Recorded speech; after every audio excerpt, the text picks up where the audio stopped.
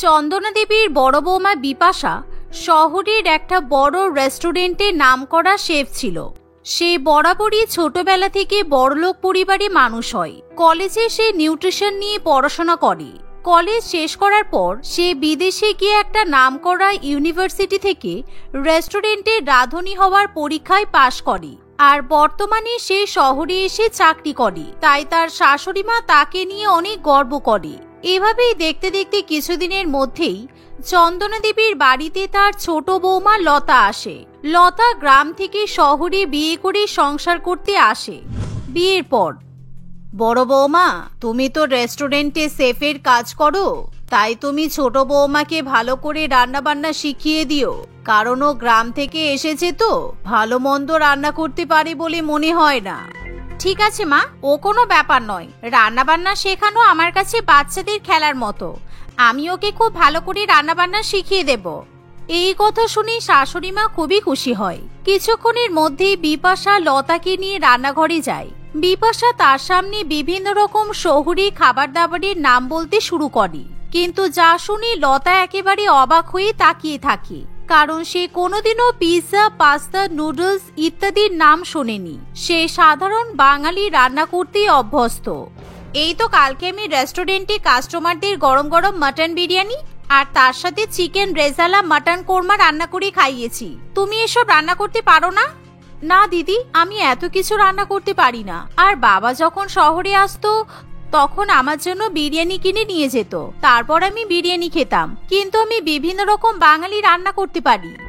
না না, এই বাড়িতে কেউ বাঙালি রান্না খেতে পছন্দ করে না।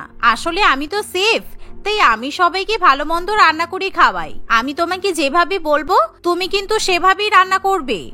কিন্তু দিদি, আজকে তো আমার রান্নাঘরে প্রথম দিন, তাই আমি আমার মন মতো একটু রান্না করি। তারপর না হয় তুমি যা বলবে তোমার মতো করে আমি সব রান্না করে দেব। তুমি তখন আমাকে রান্না বান্না শিখিয়ে দিও। এই শুনে বিপাশা সেখান থেকে চলে যায়।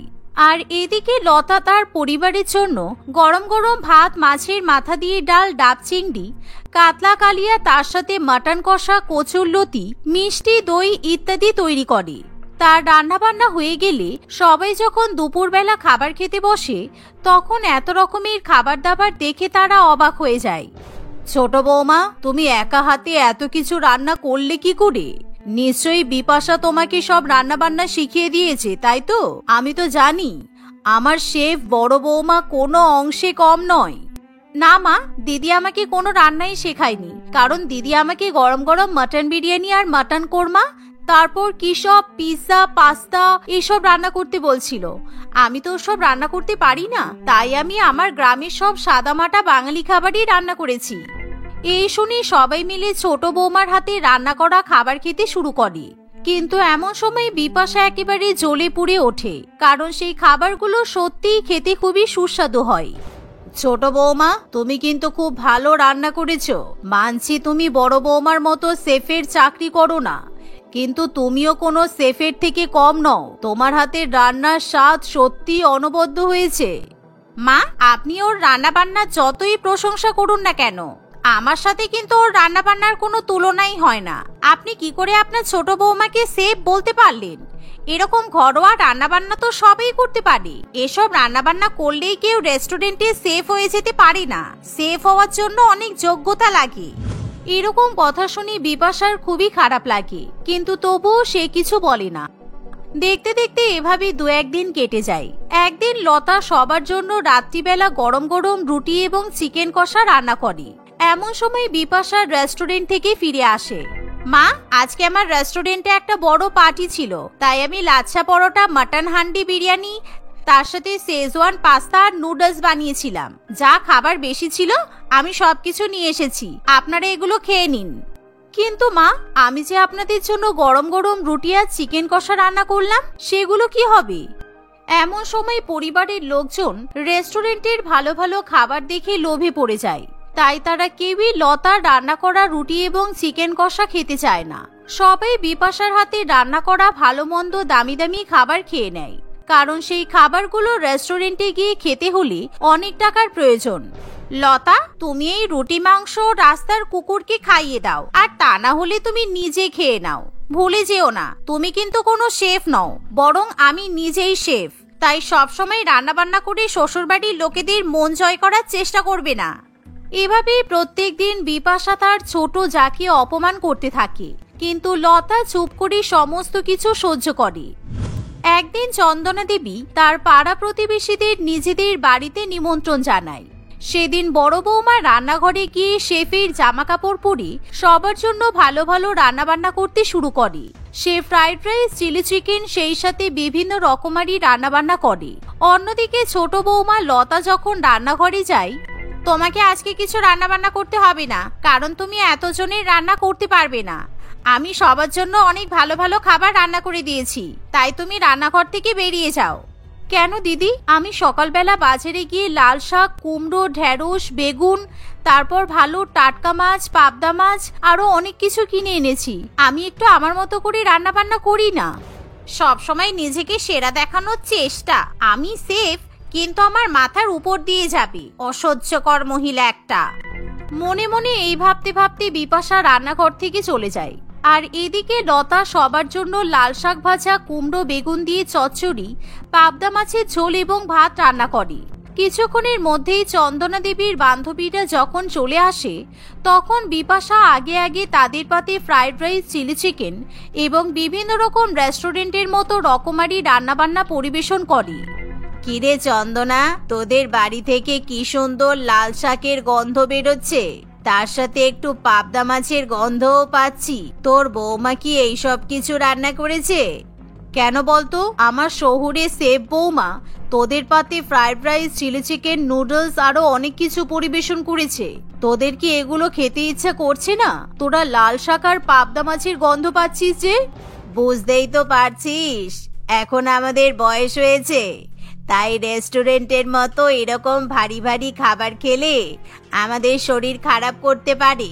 তাই যদি পাতলা বাঙালিদের মতো মাছের ঝোল আর ভাত খেতে পেতাম তাহলে খুব ভালো হতো। এই কথা শুনে লতা খুবই খুশি হয়। তাই সে তখনই রান্নাঘর থেকে লাল শাক ভাজা, পাবদা মাছের ঝোল এবং আরো বাঙালি রান্নাবান্না নিয়ে এসে সবাইকে পরিবেশন করে।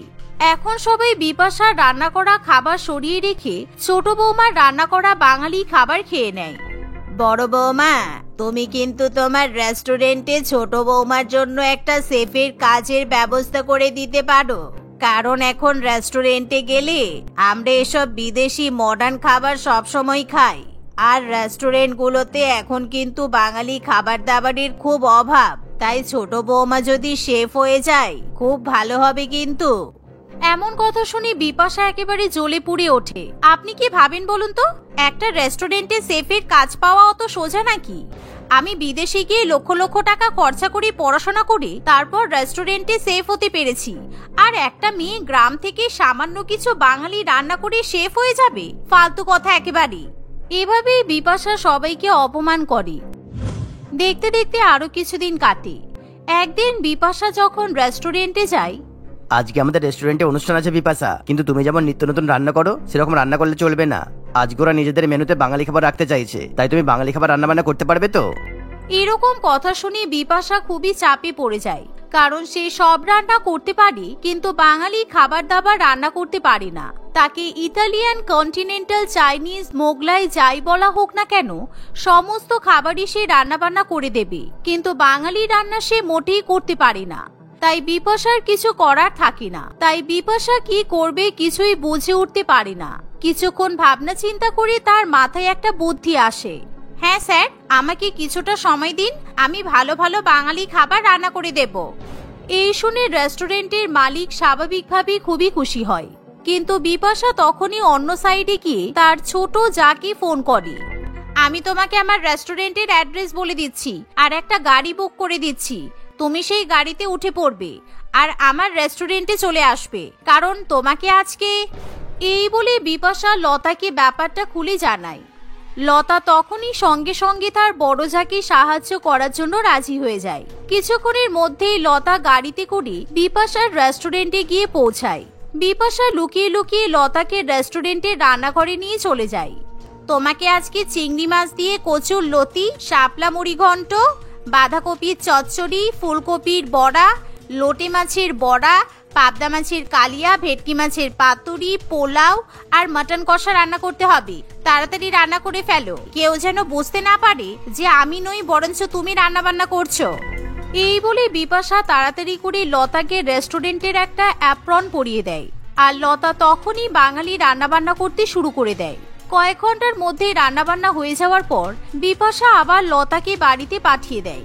কিছুক্ষণের মধ্যে রেস্টুরেন্টে যখন অনুষ্ঠান শুরু হয়, তখন সবাই সেই ভালো ভালো বাঙালি রান্না খেয়ে বিপাশার অনেক প্রশংসা করে। বিপাশা, তুমি আজকে আমার সম্মান রক্ষা করেছো, তাই আমি তোমার প্রমোশন করে দিলাম। তুমি কালকে থেকে এই রেস্টুরেন্টে হেড শেফের কাজ করবে, বুঝেছো? এই শুনে বিপাশা খুবই খুশি হয়। সেদিন বিপাশা অনেক রকমের মিষ্টি কিনে বাড়িতে ফিরে যায়। লতা, তুমি আজকে আমাকে প্রাণে বাঁচিয়েছো, তাই আমি এই প্রমোশনটা পেয়েছি। আজকে আমি যে প্রমোশনটা পেয়েছি সেটার ভাগিদার কিন্তু তুমি। আর তুমি তো বুঝতেই পারছো, আমি যদি সত্যি কথাটা এখন সবার সামনে বলি তাহলে আমার চাকরিটা চলে যাবে। তাই তুমি প্লিজ কিছু মনে করো না। না না দিদি, আমার মনে করার কি আছে? তুমি আমার জন্য জীবনে এত বড় উন্নতি করতে পেরেছো, এটা শুনেই আমি খুব খুশি হয়েছি। আর তুমি যখনই কোনো বিপদে পড়বে আমাকে বলবে, আমি তোমাকে নিশ্চয়ই সাহায্য করব। আর হ্যাঁ, আমি যেহেতু রেস্টুরেন্টের হেড রাঁধুনি হয়ে গেছি, তাই তোমার জন্য কিন্তু আমার কাছে একটা অফার আছে। বিপাশার কথা শুনে লতা একেবারে অবাক হয়ে যায়। আমার রেস্টুরেন্টের মালিক বহুদিন ধরে একটা বাঙালি রেস্টুরেন্ট খুলবে বলে পরিকল্পনা করছে, কিন্তু ভালো কোনো রাঁধুনি পাচ্ছিল না। তাই আমি ঠিক করেছি আমি আমার রেস্টুরেন্টের মালিককে তোমার নাম সাজেস্ট করব। আর কালকে থেকে তুমি আমার সাথে রেস্টুরেন্টে শেফের কাজ করতে যাবে। আমার জায়গায় অন্য কেউ থাকলে হয়তো তোমার সাথে আবার খারাপ ব্যবহার করতো কিংবা অহংকার দেখাতো, কিন্তু আমি সেটা করব না, কারণ আমি আমার ভুল সত্যিই বুঝতে পেরেছি। তোমার সাথে এতদিন আমি যেই খারাপ ব্যবহার করেছি তার জন্য আমাকে ক্ষমা করে দাও বোন। এরকম কথা শুনে লতার চোখে জল চলে আসে। পরের দিন থেকে লতা তার বড় জায়ের সঙ্গে রেস্টুরেন্টে শেফের কাজ করতে যায়।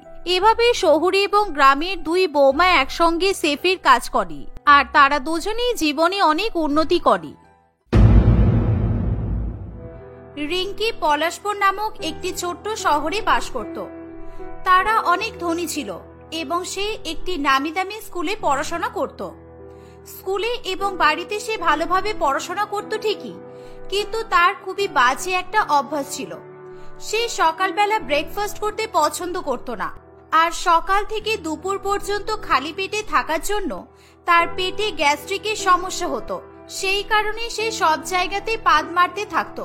তার এই পাদের অভ্যাসের কারণে তার বাবা মাও বিরক্ত হয়ে উঠেছিল।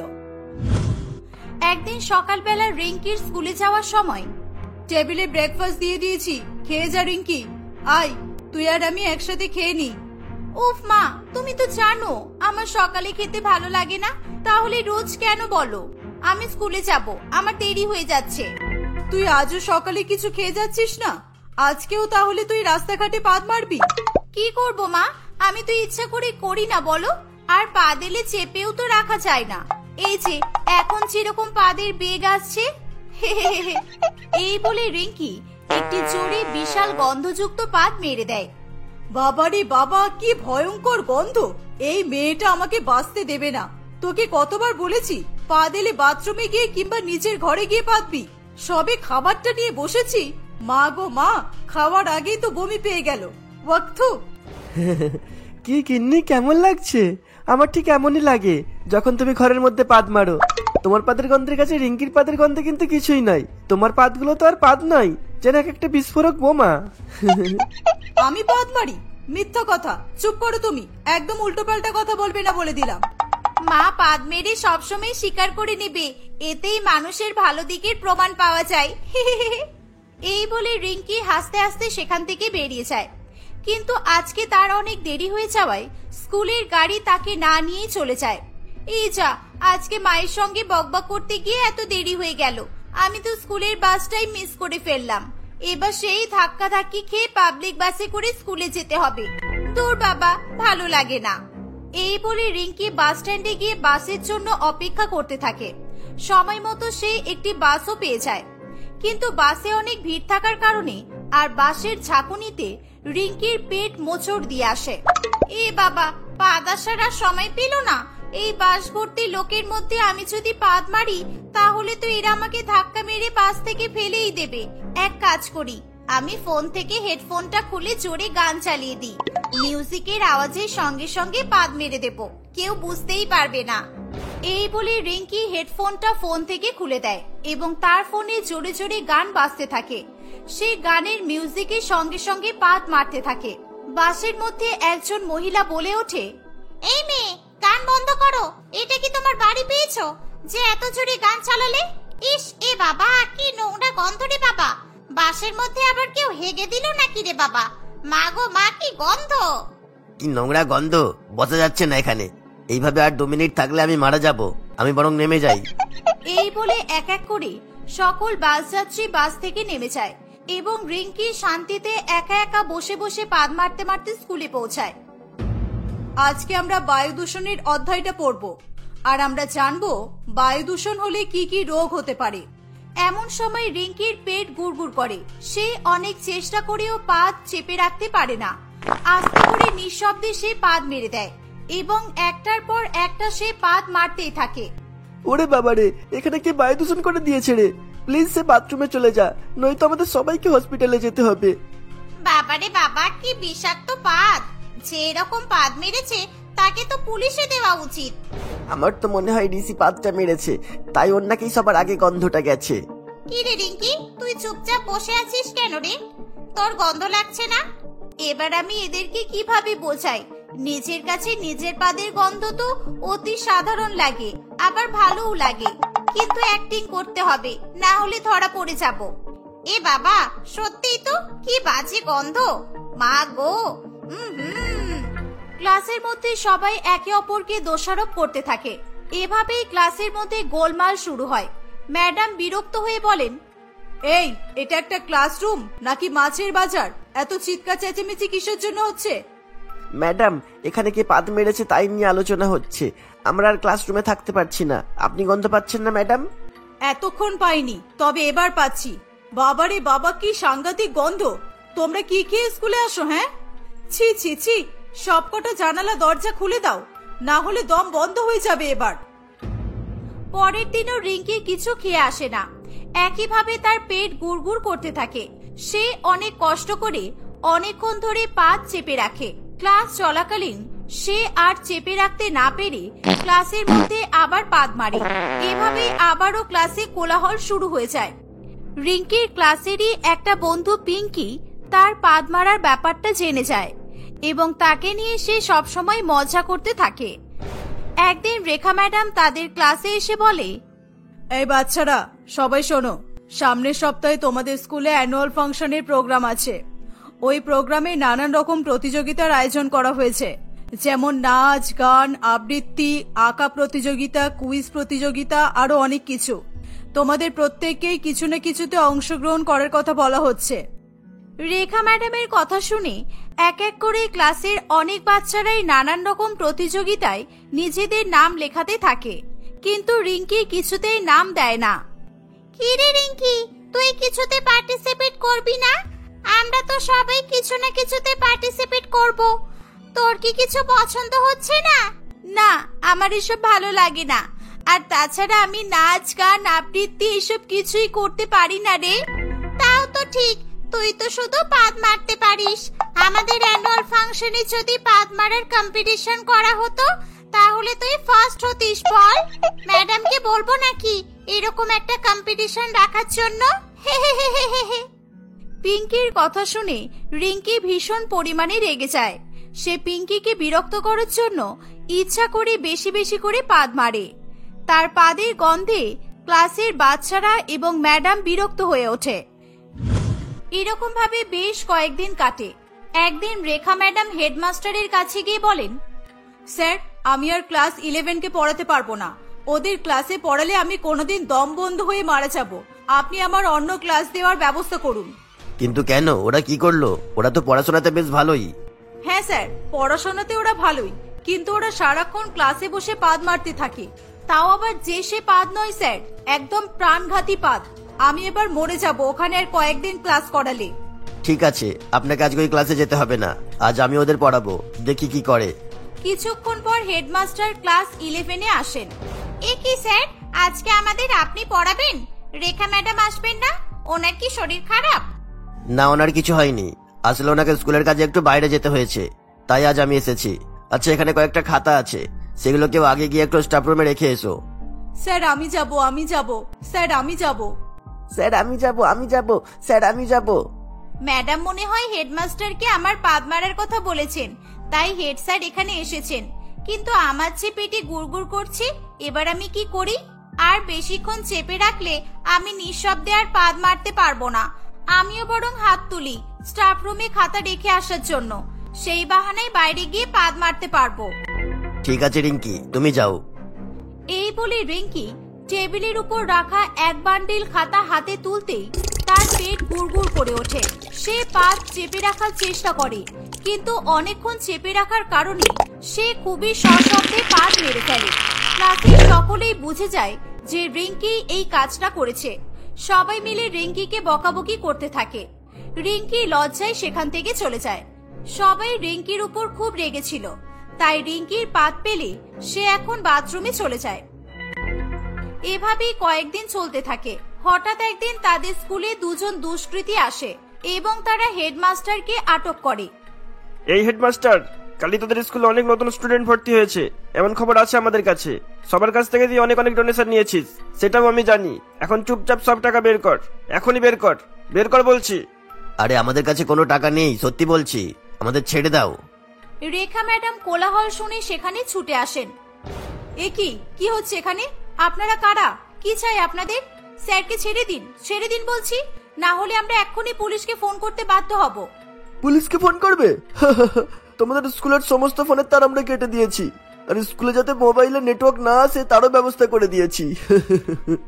সমস্ত স্টুডেন্টরা ক্লাসে বসে সবকিছু শুনতে থাকে, কিন্তু কিভাবে তারা তাদের স্কুলকে এই দুষ্কৃতীদের হাত থেকে রক্ষা করবে সেটা তারা বুঝতে পারে না। আর সেই ভয়ে রিঙ্কি আজকে একবারও বাথরুমেও যেতে পারেনি। তার পেট গুড়গুড় করা শুরু হয়ে যায়। সে বুঝতে পারে না যে সে কি করবে। তখন তার মাথায় একটা বুদ্ধি আসে। সে অনেক সাহস করে হেডমাস্টারের রুমে যায়। রিঙ্কির ক্লাসের বন্ধুরা খুবই ভয় পায়। এ কি রিঙ্কি, তুমি কেন এসেছো এখানে? সবাই যেখানে নিজের ক্লাসে গুটিসুটি হয়ে ভয়ে বসে আছে, সেখানে তুমি এখানে একা এলে কেন? যাও, পালাও এক্ষুনি। না স্যার, আমি পালাতে আসিনি। এই স্কুলটা যতটা আপনার ততটা আমারও। আমি কি স্কুলের ক্ষতি হতে দিতে পারি বলুন? এই মেয়ে, তোর তো দেখছি খুব সাহস। এইটুকু পুচকে নাক টিপলে গলা থেকে দুধ বেরিয়ে আসবে, সে আমাদের আটকাবে?